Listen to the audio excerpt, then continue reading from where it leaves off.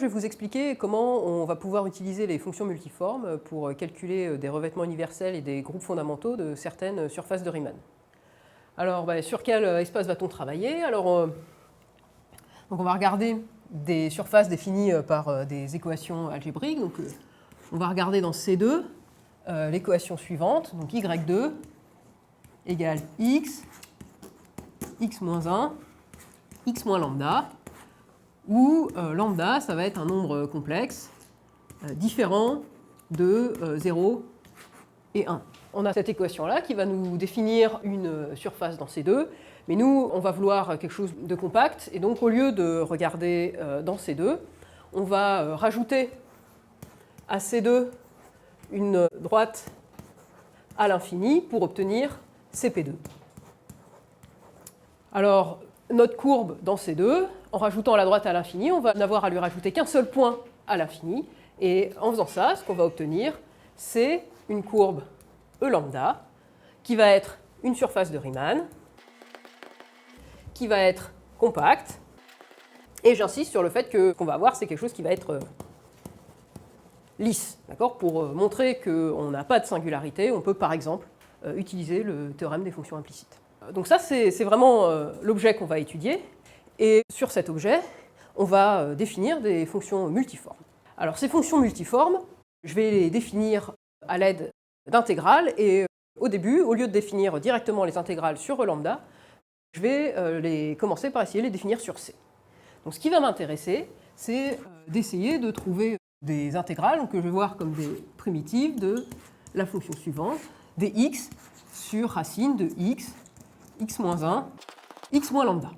Et bien sûr, pour éviter les singularités, je vais vouloir regarder ça sur C privé de 0, 1 et lambda. Localement, donc au voisinage de n'importe quel point de C privé de 0, 1, lambda, ça va être bien défini, modulo deux choses. Donc comme on regarde une primitive, on va pouvoir ajouter une constante complexe. Et ici, on a quand même une racine carrée, ce qui fait que au voisinage d'un point, il va falloir aussi choisir une détermination de la racine carrée pour calculer f. Alors la première partie, l'indétermination par ajout par une constante, c'est une partie qui va nous servir et qui est très importante dans la suite. Mais par contre, on aimerait bien pouvoir s'en sortir sans le problème avec la racine carrée. Et pour ça, ce qu'on voudrait, c'est qu'au lieu d'avoir à choisir entre une racine de x, x moins 1, x moins lambda et moins cette racine, on voudrait pouvoir travailler avec ces deux racines en même temps. Et donc pour ça, on voudrait qu'au-dessus de chaque point x fixé, on puisse avoir une racine et moins cette racine.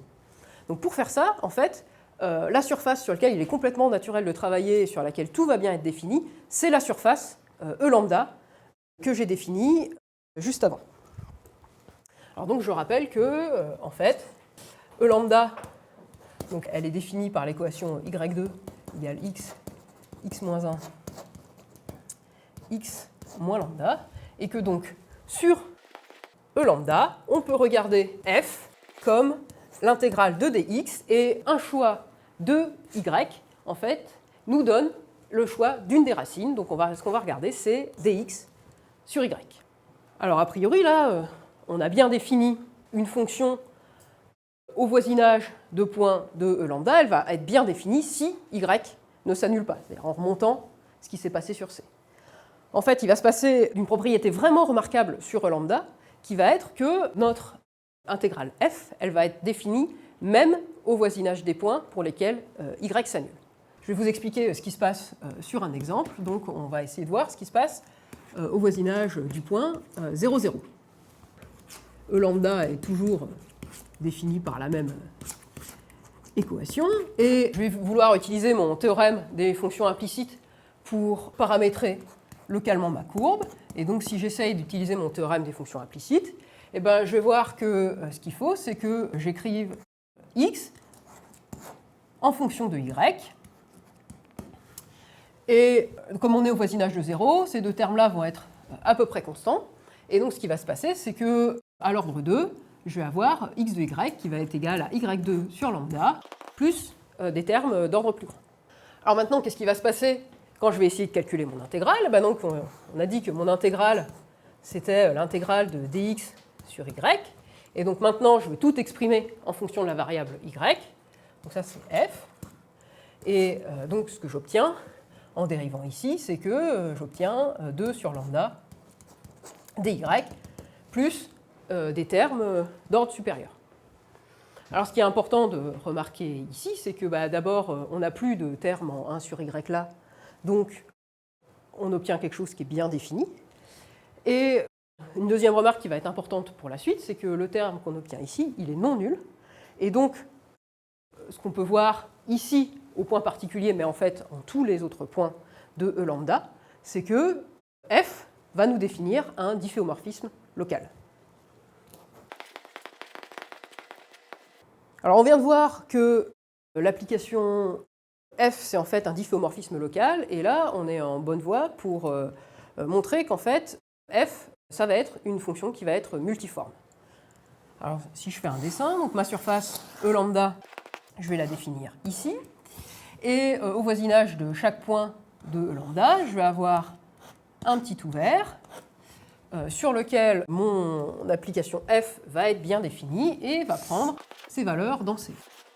Donc ici, j'ai bien un germe de fonction, et si jamais je prends un petit chemin dans E lambda, et de proche en proche, je vais pouvoir prolonger ma fonction et régler la valeur de la constante, parce que ma primitive est définie à constante près, de proche en proche sur chacun des chemins. Donc je vais bien avoir la propriété de prolongement le long des chemins, et ce que j'obtiens, c'est bien une fonction multiforme.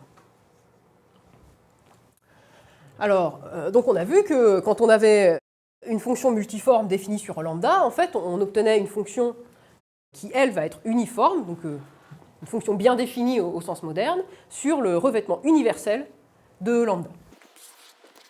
Donc, ici, je dessine quelque chose d'un peu indéfini pour le revêtement universel de E lambda. J'ai la projection là, et mon application f, qui était multiforme, se relève en f tilde, qui, elle, est bien définie.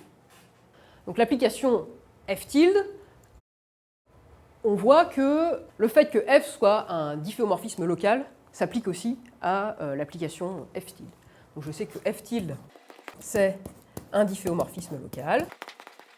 Et en fait, une propriété fondamentale qui va nous servir dans la suite, c'est le lemme suivant, qui est que f tilde, c'est un revêtement. Donc je vais maintenant donner une idée de la preuve de ce lemme. Et maintenant qu'on sait que f tilde est un difféomorphisme local, on n'est plus très loin de montrer que f tilde est bien un revêtement. Ce qu'il nous faut, c'est une propriété d'uniformité sur la taille des voisinages. Alors donc pour faire ça, je vais prendre un point Q dans C, et je vais prendre un petit voisinage de taille epsilon autour de Q. Alors avant de regarder ce qui se passe dans le revêtement universel, je vais commencer par analyser ce qui se passe sur E lambda. Et donc si je prends n'importe quel point P de E lambda, je vais avoir un petit voisinage de P, que je vais appeler V de P, et sur lequel F va définir un isomorphisme donc entre ce voisinage et le petit voisinage de taille epsilon que je me suis fixé dans C. Comme ce que j'intègre ne s'annule pas, si j'ai pris epsilon assez petit, pour tout P, je vais pouvoir trouver un voisinage V de P qui va bien fonctionner pour le même epsilon. Donc maintenant que j'ai compris ce qui se passait sur E lambda, je vais pouvoir regarder ce qui se passe sur le revêtement universel. Donc je regarde toutes les préimages de mon point Q. Chacune, je vais pouvoir relever un des petits voisinages VP que je viens de construire. Et j'obtiens bien la figure en pile d'assiettes que je cherche et qui me montre que f tilde est bien un revêtement. Alors le fait que f tilde soit bien un revêtement, ça a deux corollaires vraiment importants. Donc je vais juste refaire mon dessin ici. Donc ici, j'ai le revêtement universel, E lambda et C, avec F, ici la projection, et ici F tilde. Donc le premier corollaire du fait que F tilde soit un revêtement, c'est que comme C est simplement connexe, en fait, on n'a pas fait grand-chose dans cette étape ici, et Ce qu'on a, c'est que le corollaire, c'est que f tilde est en fait un difféomorphisme. Donc comme f tilde est un difféomorphisme, en fait, là, je vois complètement C comme un revêtement universel de E lambda. Et donc, comme le groupe fondamental de E lambda, il agit sur son revêtement universel, bah, grâce à f tilde, je vais pouvoir transporter l'action du groupe fondamental de E lambda sur C. Et cette action, elle va être particulièrement jolie parce que ça va être une action par translation. On dit que le groupe fondamental de E lambda agit C par translation. Et donc, on va avoir que f tilde de gamma p, ça va être f tilde de p plus t de gamma, où t, bah, ça va être un nombre complexe, et ça va être, lui, la translation de mon action par translation. Alors, je vais noter P de lambda, l'ensemble des translations. Comme le groupe fondamental pi1 de E lambda, il agit sur E lambda de façon libre et co-compacte, en fait, ce P lambda, ça ne peut pas être n'importe quel groupe de translation. P lambda, ça va être un réseau. Donc, je vais avoir un réseau de C.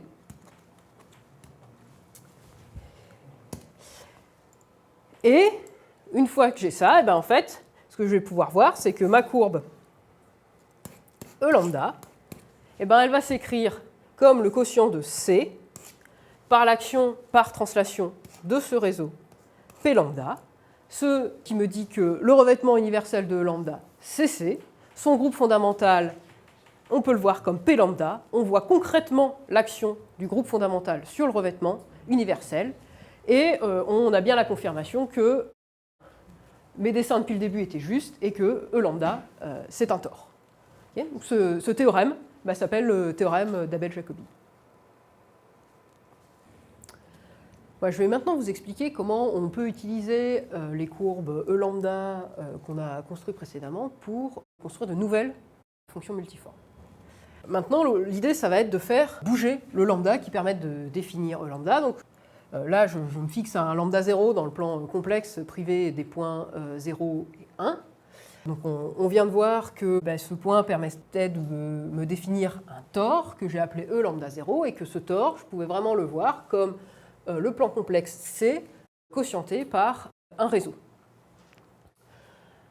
Alors, donc, pour définir ma fonction multiforme, en fait, ce que je vais faire, c'est que je vais choisir une base directe du réseau.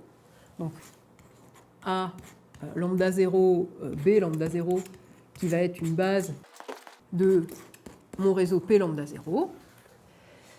Et comme tout ce que j'ai défini est analytique, en fait, je vais pouvoir étendre localement au voisinage de lambda 0 ma base A lambda 0, B lambda 0, quand le réseau se déforme, quand lambda varie.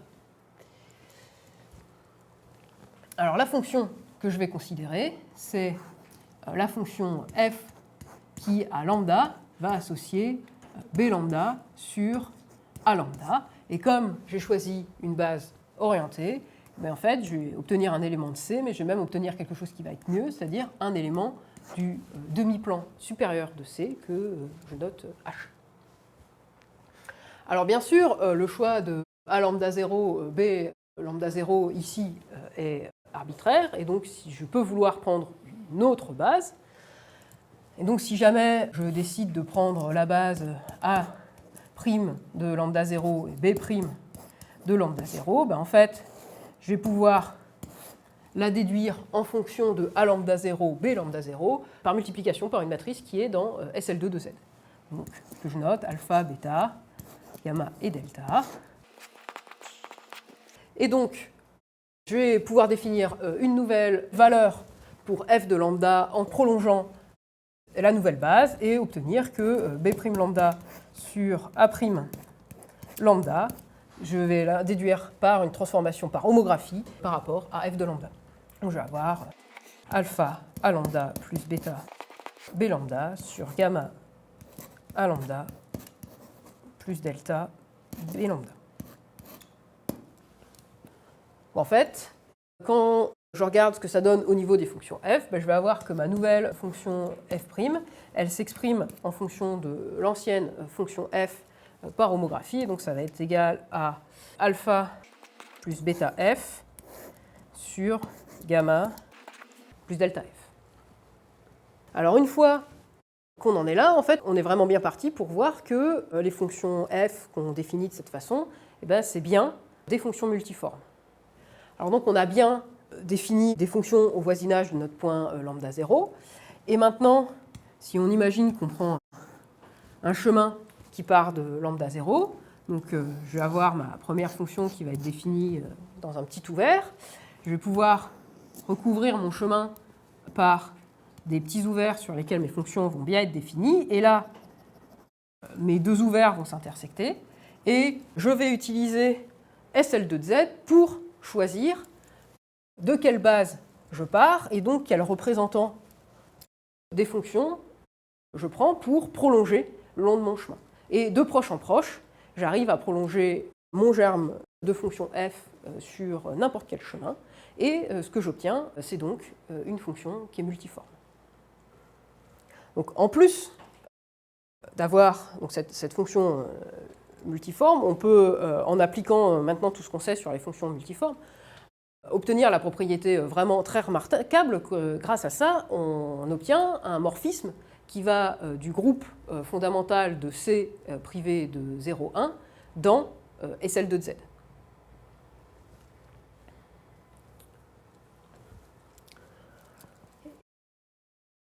Donc maintenant qu'on a notre fonction multiforme, on pourrait appliquer exactement ce qu'on a fait tout à l'heure avec les primitives sur les fonctions lambda. Donc ce qu'on a, c'est qu'on a notre C privé des points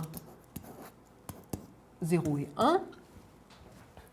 On a notre application f multiforme qui va dans le demi-plan H. On peut regarder le revêtement universel de C privé de 0,1, et comme f est multiforme, on peut la relever en une application uniforme f tilde. On peut montrer, mais ça demande un peu de travail et je ne vais pas le faire là, que, exactement comme précédemment, f tilde, ça va être un difféomorphisme, et donc comprendre exactement ce qui se passe. Donc on va voir qu'en particulier, on peut identifier le revêtement universel de C privé de 0,1 avec H, et on peut aussi identifier complètement l'action du groupe fondamental sur H. Donc ce qu'on voit si on continue l'analyse, c'est que C privé de 0,1, on va pouvoir l'écrire comme H, quotienté par le sous-groupe de SL de Z gamma 2, où gamma 2, c'est l'ensemble des matrices alpha, bêta, gamma, delta, qui vont être congrues à l'identité modulo 2.